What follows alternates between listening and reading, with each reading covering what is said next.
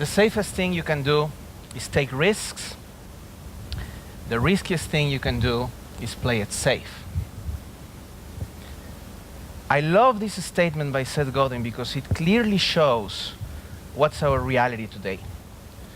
The reality today is that we need to be willing to take risks. That's not me, by the way. We need to be willing to take risks. And the reality today is that you are where you are not because of luck. You are where you are because you took risks others were not willing to take. And that's the difference. And the problem with risk-taking is that very often this is the door towards change. And let's be honest, people don't like change. People hate change. Change is scary. And for a long time I used to say that the world has changed, but that's not true anymore. The world is constantly changing. And the also truth is that the change is imminent and essential to survival. And you need to be able to embrace change, otherwise you're going to be in trouble. Tim Brown, the CEO of IDEO, said that we are at a critical point where rapid change is forcing us to look not just at new ways of solving problems, but to new problems to solve.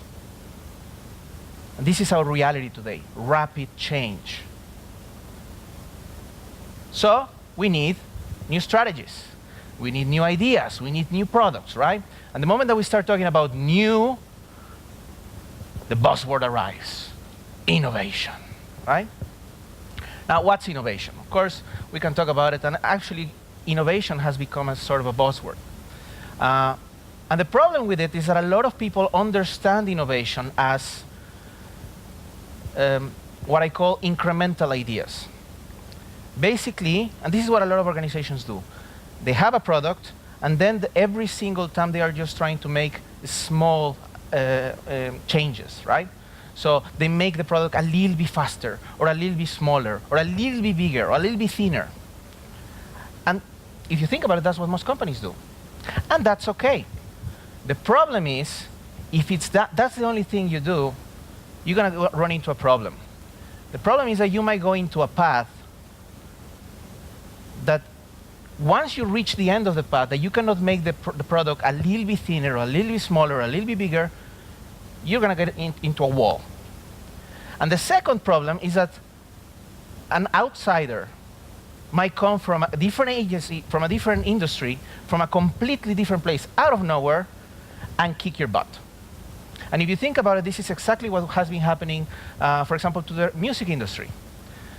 The music industry has experienced a big shift from owning products to accessing experiences. Think about it. In the past, it was all about owning the CDs and having the collection. Then we move into owning the MP3 files, thanks to iTunes.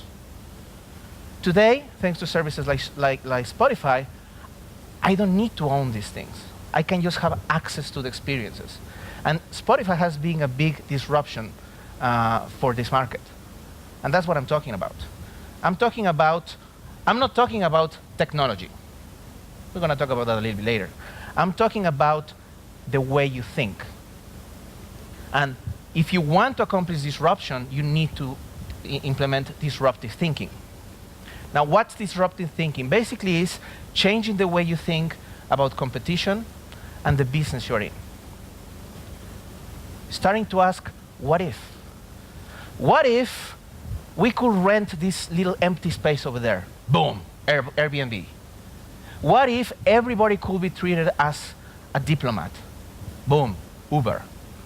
And what if it's a great question because it can open the doors to disruptive innovation? Basically taking your product, your services, and your business in a completely different direction. And winning not by doing things better, but winning by doing things differently. And I'm not talking about making copycats, right? Like, yeah, we're making an app that is kind of Facebook with Spotify, and then, no. I'm thinking about going deep into what is it that you do. I'm talking about your business model. Understanding what is it that you do, how you do it, why you do it. And if you understand and you go deep enough, you're going to be able to understand how to make yourself different. And to give you an idea what I'm talking about, let's talk about socks. What do you expect about socks? You expect that they come in pairs, and you expect that they match, right? Well, there is a company in the US called Little Mismatch. I love this company.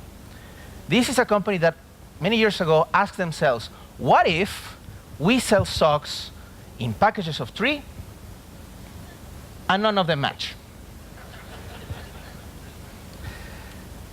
Exactly. Weird, right? But today, this company is a multi-million-dollar company that started selling socks that their target market, 8 to 12-year-old girls, love this brand. They love it. And thanks to that, now they are going into toys, they're making bicycles, they're making bed sheets, and they are growing. And everything from making taking the step to doing things differently. Now, there are many elements that are important in this to be able to build this disruption. But there's one element that I think is really important and we need to understand, and that's design.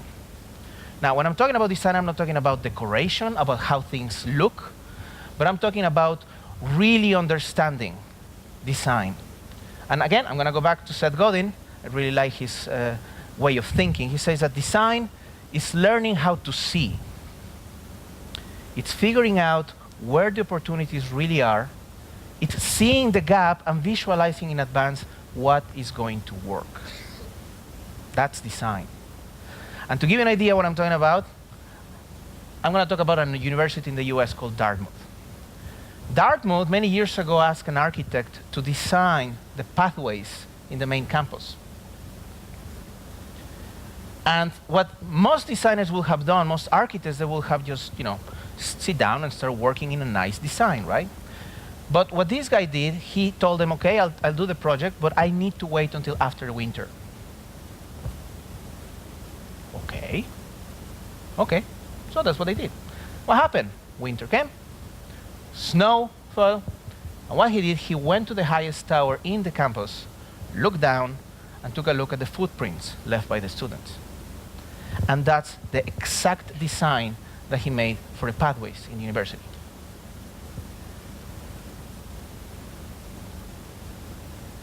That's what I'm talking about. I'm talking about putting people first. I'm talking about what we know as human-centered design, really focusing on your users' needs, not on what you want.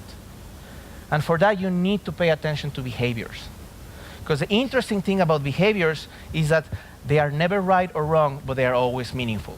And you need to understand it. You need to put yourself in the shoes of your users and really understand what is it that they want. Because only then is when you are going to be able to really, really create disruption in the market.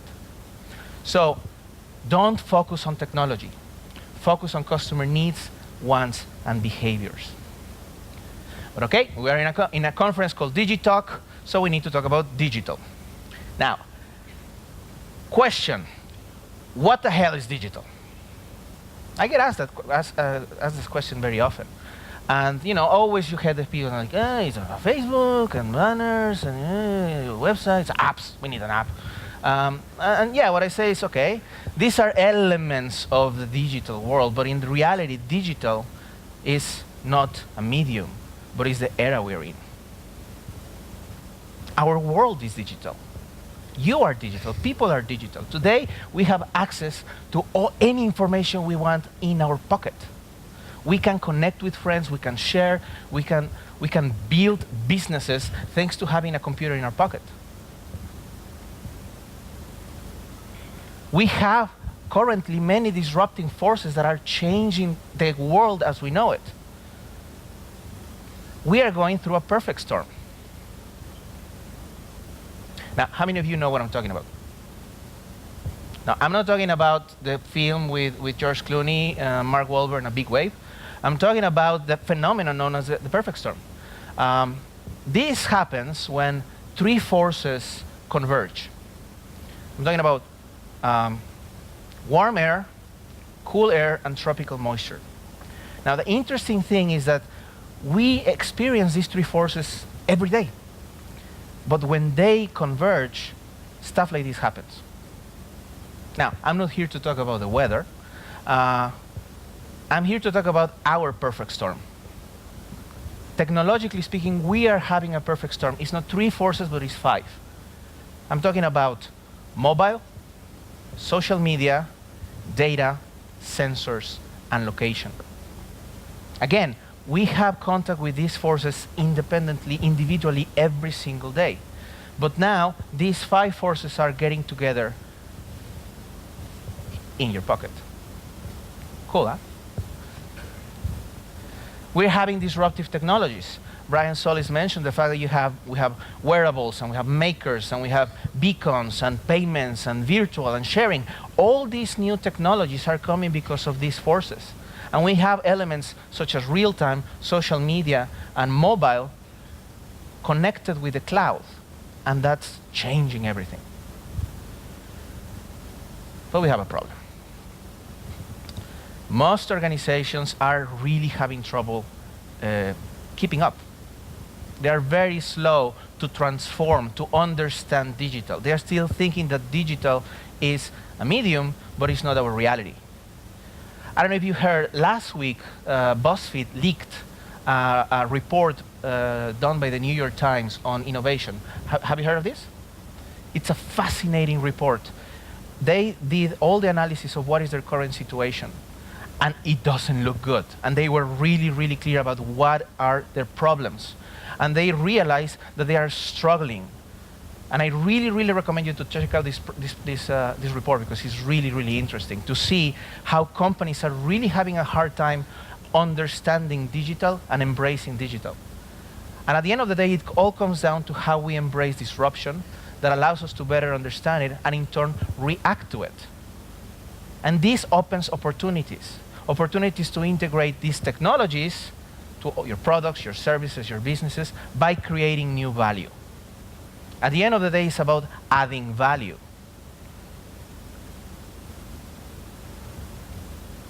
And to make my point stronger, let's talk about toilet paper. Question: what's the first thing you think when you think about toilet paper? Okay, don't answer that. Bad question. Okay, let's talk about the companies that produce toilet paper. How do they advertise? What do they do to promote themselves? Yeah, they have puppies and cats and animated animals and the family smiling, caressing, and showing how fantastic and beautiful, and they are running in the fields. Yeah, that's what every company is doing, right? Well, in the States, there's a company called Charmin. Charmin, a company that makes toilet paper, created a mobile app. A mobile app called Sit or Squat. This application gives you the location of public restrooms in the city. It graded it. If it's green, okay, you can go, it's clean, it's safe. If it's red, stay away from it. Even better, this is user-generated. They created the platform, and people using this service are the ones that are updating and putting stars and making comments and giving the location. You know, they're getting people to do the work for them. And think about it, if someday you are, I don't know, you have kids or you ate some bad Mexican food or something, and you are in the middle of the street and this app saves your butt, literally, I bet you that the next time you're going to buy toilet paper, chances are that you're going to buy this brand. That's what I'm talking about. Coca-Cola, sugar water, great. One thing about Coca-Cola, they are focusing most of their efforts on happiness. Now, what does happiness mean? It means a lot of different things from different people. One insight that they found is that in Brazil, happiness, especially for teenagers, means having access to the internet. The problem is that in Brazil, the access to Wi-Fi is very limited. So they came up with an idea. They created something they call the happiness refill. And it's a machine that looks just like the refill that you use to get more Coke. But in this machine, you put your cell phone, and you get free credits for internet access. Now, what's interesting is that this is not an initiative created by a telecommunications company, but this is an initiative created by Coca-Cola. Again, doing things differently. And I know you're thinking, oh, these are so cool ideas. Great, that's why they're successful. Well, idea is one thing, but at the end of the day, it's not about ideas. It's about making ideas happen. It's about getting your hands dirty and actually executing. Yesterday, Dimitar said a really cool thing. Innovation is idea times execution.